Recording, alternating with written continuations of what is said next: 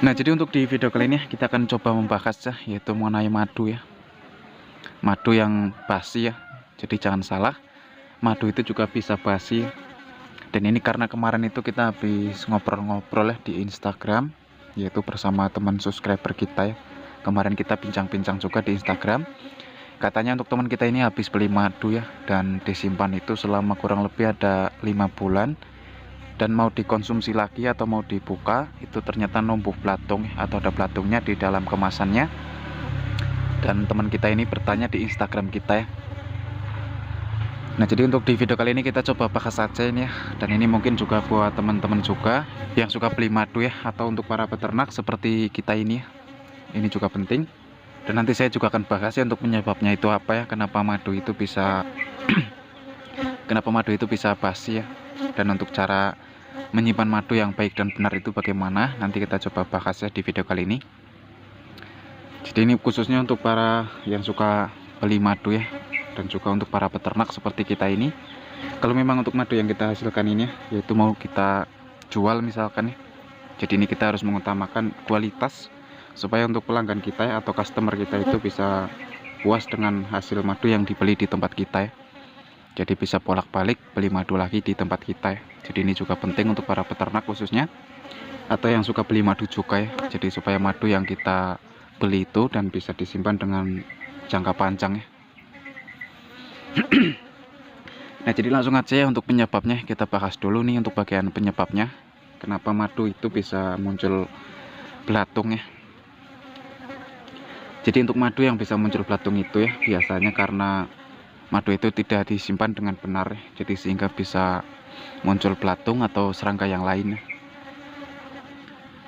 Itu untuk hal yang pertama ya. Dan juga bisa mengundang lalat juga, jadi sehingga bisa bertelur ya di dalam madu. Itu juga bisa menyebabkan madu itu basi ya. Dan madu itu bisa basi atau bisa muncul belatung ya, yaitu karena ada sisa makanan seperti zat organik ya, sehingga bisa menarik atau bisa mengundang lalat atau serangga-serangga itu ya berkembang biak di dalam madu kita ya. Itu juga bisa menjadi penyebabnya. Dan juga untuk madu itu kenapa bisa basi ya, yaitu karena madu terlalu lama ya kita buka ya. Jadi ini makanya buat teman-teman itu jangan terlalu lama ya ketika ingin membuka madu ya. Kalau memang ingin mengonsumsi madu, yaitu kita bisa buka sebentar, terus habis itu kita bisa tutup dengan rapat lagi ya, supaya tidak ada udara dari luar masuk ke dalam kemasan madu kita ya. Jadi supaya aman dan madu bisa tahan lama ya untuk kita simpan. Dan juga untuk tempat ya, untuk tempat itu tidak bersih sehingga untuk madu yang kita simpan itu bisa muncul belatung ya. Itu juga adalah salah satu penyebabnya juga. Atau mungkin tidak bersih ya di dalam kemasannya atau di dalam botol ya.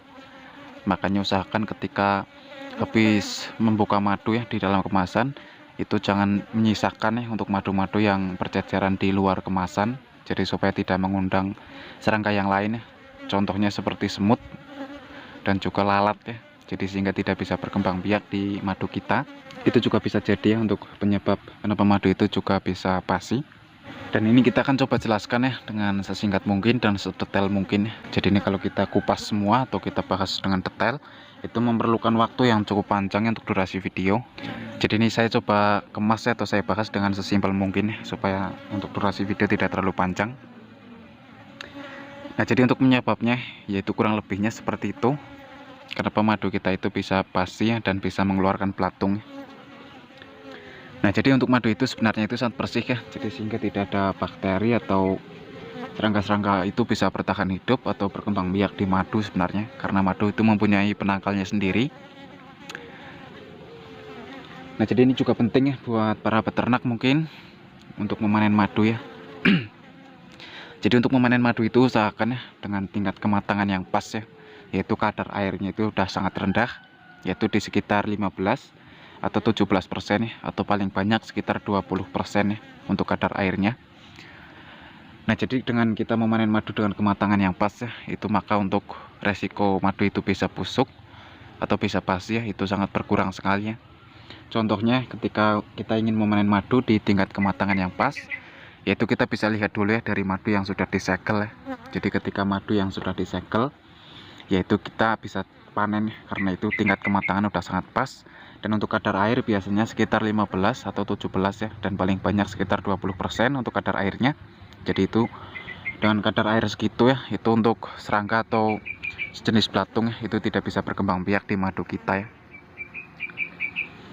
Jadi seperti itu untuk cara memanen madu dengan tingkat kematangan yang pas ya. Nah, jadi langsung ya kita coba bahas ya untuk cara menyimpan madu ya, yaitu supaya aman dan bisa kita simpan dengan jangka panjang ya. Nah, jadi maka buat teman-teman ini ya, khususnya untuk para peternak dan juga untuk para yang suka beli madu ya. Jadi usahakan untuk menyimpan madu itu di tempat yang benar ya, yaitu kita simpan dengan rapat, jangan sampai ada udara yang masuk ya, udara dari luar. Dan juga kita bisa simpan ya, yaitu di tempat yang kering, tapi jangan panas ya. Dan juga jangan disimpan di tempat yang lembab, karena kalau kita simpan di tempat yang lembab ya, itu juga bisa ya untuk madu itu bisa lama-lama itu basi dan bisa muncul belatung atau serangga ya. Jadi kita simpan bisa di lemari ya, di tempat-tempat yang memang bersih. Dan juga jangan disimpan di tempat yang terkena sinar matahari langsung ya, karena itu bisa mempercepat untuk fermentasinya madu ya, sehingga nanti madu kita itu juga bisa basi atau busuk ya, dan mengeluarkan belatung atau serangga atau sejenisnya itu ya. Jadi kita bisa simpan madu kita itu di tempat yang kering, dan juga kita bisa simpan madu kita itu di lemari atau di kulkas itu juga bisa. Cuma kalau kita simpan di kulkas itu biasanya untuk madu kita itu agak sedikit beku ya. Jadi seperti itu untuk cara menyimpan dari madu ya, supaya bisa tahan lama. Dan juga jangan sering dibuka ya. Dan setelah itu ya kita simpan di tempat yang sudah benar, dan wadah kita itu sudah bersih ya, seperti botol atau kemasan untuk kita menaruh madu itu sudah bersih ya.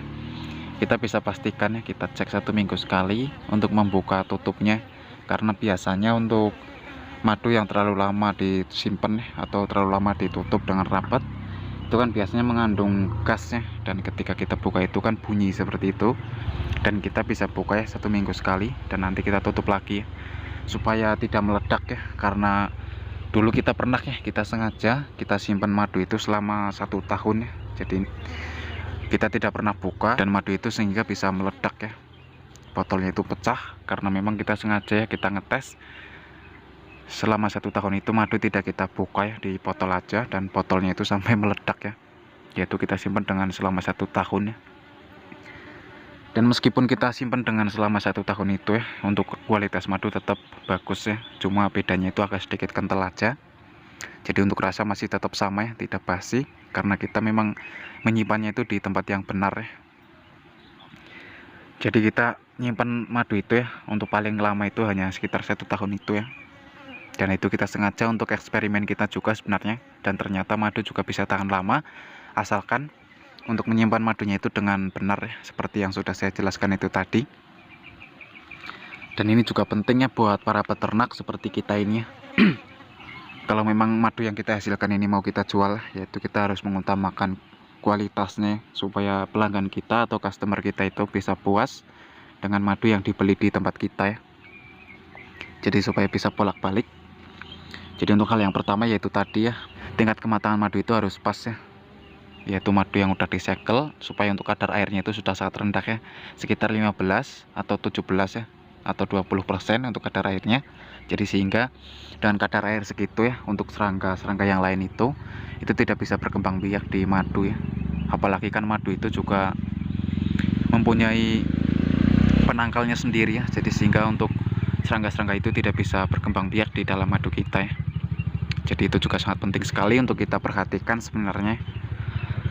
Dan juga ini untuk para pembeli madu ya, kalau ingin membeli madu usahakan memang di tempat-tempat yang terpercaya ya, karena memang ada beberapa oknum peternak lebah ya, itu main curang. Jadi untuk madu yang dihasilkan itu dioplos ya, jadi sehingga madu itu tidak bisa tahan lama ya. Jadi makanya buat teman-teman kalau nanya apakah madu ini itu bisa busuk ya, kalau yang jual itu bilang paling bisa bertahan beberapa lama, itu harus hati-hati ya, karena madu itu sebenarnya tidak bisa busuk ya, dan tidak bisa basi kalau kita menyimpannya dengan benar ya. Dan itu kalau madu murni ya, madu asli, itu akan sangat aman ya. Yang penting kualitasnya itu bagus ya, dan cara kita menyimpannya itu benar, jadi sehingga tidak membusuk atau basi ya. Jadi seperti itu. Karena ada beberapa oknum juga ya yang tidak main jujur ya, yaitu main oplos, jadi sehingga madu-madu yang mereka beli itu katanya pada membusuk ya dan basi, sehingga bisa muncul belatung ya, atau lalat-lalat atau sejenisnya, yaitu karena madu tidak asli atau tidak murni. Dan juga ketika untuk para peternak ini, ketika ingin memanen madu, usahakan harus bersih ya untuk wadah, yaitu untuk wadah kita menaruh madunya itu harus bersih supaya berkualitas ya. Jadi kita mengutamakan kualitas supaya pelanggan kita atau customer kita itu bisa puas ya beli madu di tempat kita ya. Seperti itu ya contohnya. Nah, jadi sebenarnya itu masih banyak lagi ya, tapi ini kita coba jelaskan dengan sesingkat mungkin dan sedetail mungkin ya. Dan ini semoga teman-teman bisa paham, dan tentunya juga untuk kita belajar bersama ya. Kita ingin sharing aja di sini. Mungkin untuk detailnya lagi kita coba bahas di video yang selanjutnya, atau kita bikin video lagi nanti, karena ini masih banyak banget sebenarnya untuk penyebab madu itu kenapa bisa basi dan bagaimana ya untuk cara menyimpan madu dengan benar ya. Tapi ya seperti itu tadi kurang lebihnya, dengan kita menerapkan cara seperti itu, insya Allah madu-madu kita itu aman. Jadi untuk madu itu ya, kalau memang madu murni dan madu asli itu tidak usah khawatir ya. Jadi kita simpan dengan lama pun itu madu tetap sama ya, tetap masih bisa kita konsumsi, tidak akan basi ya. Jadi kalau memang sekarang ini ya, atau saat ini belum laku untuk madu yang kita hasilkan, ya kita tenang aja ya. Yang penting madu kita itu memang benar-benar asli atau murni ya. Jadi madu itu bisa kita simpan dulu sampai nanti ada pelanggan kita yang kembali lagi ya, dan kita bisa jual. Jadi makanya buat para peternak seperti kita ini, kita utamakan kualitas ya. Jadi kita utamakan kualitas supaya madu-madu yang kita hasilkan ini berkualitas baik ya. Jadi sehingga memuaskan para pelanggan atau customer kita. Jadi bisa bolak-balik beli di tempat kita ya, khususnya untuk para peternak. Dan juga untuk para yang suka beli madu ya, yaitu para pengonsumsi madu. Jadi untuk menyimpan madu seperti yang saya sudah jelaskan itu tadi ya, supaya madu yang kita beli atau yang kita simpan itu tidak mudah busuk ya, atau tidak basi. Jadi sehingga bisa kita simpan dengan jangka panjang ya, dan bisa kita konsumsi. Karena memang madu itu sangat bagus banget ya untuk kesehatan kita ya, dan juga banyak banget manfaatnya. Apalagi kalau kita konsumsi setiap hari ya, sekitar pagi dan juga sore, sekitar 1 sendok aja ya, itu sudah sangat bagus untuk terapi ya, yaitu untuk meningkatkan badan kita ya. Salah satunya adalah meningkatkan imun kekebalan tubuh kita ya, dan juga masih banyak lagi untuk manfaat madu di tubuh kita ya. Nah, jadi mungkin hanya itu saja yang bisa saya sampaikan di video kali ini ya, dan semoga teman-teman ini juga bisa paham. Dan jika video ini bermanfaat ya, jangan lupa untuk di like, di komen, dan di share juga ke teman-teman yang lain supaya bisa saling sharing ya. Dan jika ada kesalahan kata dari saya mohon maaf, dan kalau belum paham bisa ditinggalkan aja di kolom komentar. Kita bisa saling sharing juga di situ. Dan ini sampai ketemu lagi ya di video-video kami berikutnya.